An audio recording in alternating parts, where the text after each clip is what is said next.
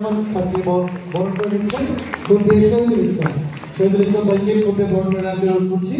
ফুল বরণ অনুষ্ঠানটা করতালি আমরা একটা দিতেই পারি।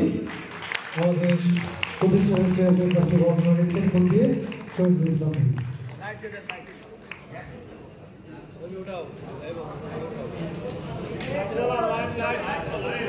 লাইটটা একটু জ্বালিয়ে দিন।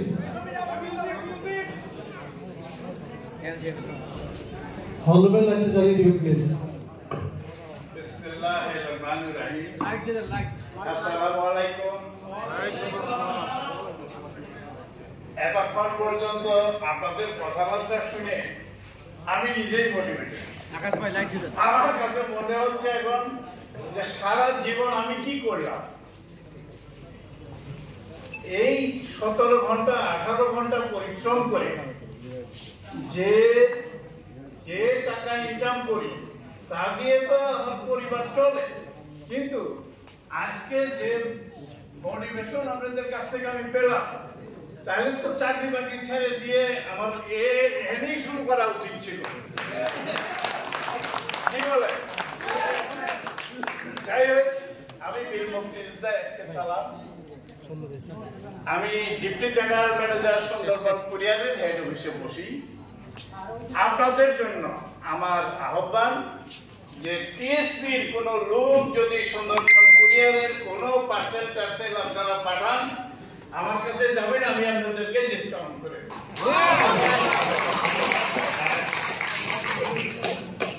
তো আমি যে আজকে আমার ছেলে মনিরুজ্জামান যে আশা ভরসা আপনাদেরকে দেখালেন, এর পিছনের কিন্তু একটা কারণ আছে।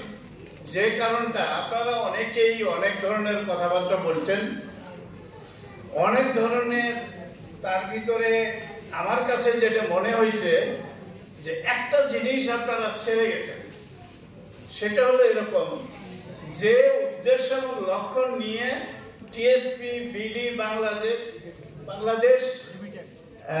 টিএসপি যে প্রোগ্রামটা সাজানো হয়েছিল, সেটা উদ্দেশ্য, লক্ষ্য, আদর্শ এবং দর্শন, এটার দর্শনটা এরকম ছিল,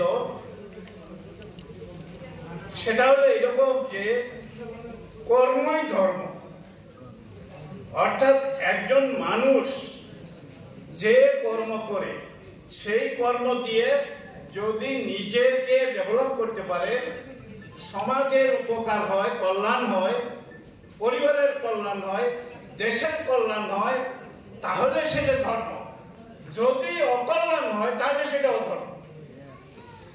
এই যে বিষয়টা, তারপরে এভাবেই মনিরুজ্জামানের সাথে আমার যে কথাবার্তা ছিল, সেটা ছিল এরকম যে প্রত্যেকটি মানুষ এখানে যত লোক ইনভলভমেন্ট হবে তারা তো ডেভেলপ করবে, যাদের কাছে যাবে তারাও যেন উপকৃত হয়, সমাজ যেন উপকৃত হয়, দেশ যেন উপকৃত হয়, গভর্নমেন্ট যেন উপকৃত হয়। গভর্নমেন্টকে কোনো ক্রমেই কোনো সাইড থেকে ফাঁকি দেওয়া যাবে না, এবং প্রতি ইঞ্চি ইঞ্চি করে তুমি হিসাব করে তোমার সফটওয়্যার তৈরি করো, যেটা দিয়ে ধর্মের কাজ হবে, কর্মের কাজ হবে। আপনারা কি এই যে প্রোগ্রামটা দেখলেন এবং যে কাজটা আপনারা করছেন, আমার থেকে এই যতদিন মানে 3 মাস 4 মাস আপনারা যে কাজটা করছেন, এর ভিতরে যারা কাজ করছেন তারা কি এরকম কিছু উপলব্ধি করছেন যে আপনারা কারো কাছে দায়বদ্ধ? এমন কি আছে যে কেউ দায়বদ্ধ হয়ে পড়ছেন? তার মানে বিষয়টা এরকম যে আপনারা কারো কাছে দায়বদ্ধ না, অথচ ইনকাম আসছে। এবং দায়বদ্ধতা নয়, বরং আপনারা করবে, কারণ তারা ভালো প্রোডাক্ট পাচ্ছে, তারা অসুস্থ লোকগুলি সুস্থ হয়ে যাচ্ছে, সেখানে যেমন সেবামূলক একটা কাজ হচ্ছে। অপরদিকে আপনি এবং আপনারা কোম্পানির দিকে দেখার দরকার নেই, আপনি নিজের দিকে দেখেন। আপনি ডেভেলপ করলেই কোম্পানি অটোমেটিক্যালি ডেভেলপ করবে। আপনারা প্রত্যেকটা লোক সৈনিক, এক একটা সোলজার। এই সোলজাররা যদি নিজের কাজটা ঠিক মতো করে, নিজেকে যদি ডেভেলপ করে, অটোমেটিক্যালি কোম্পানি ডেভেলপ হবে এবং সেখান থেকে আপনারা রয়্যালিটি ইনকাম অটো পাবেন। ওইভাবেই সফটওয়্যারটাকে তৈরি করা হয়েছে।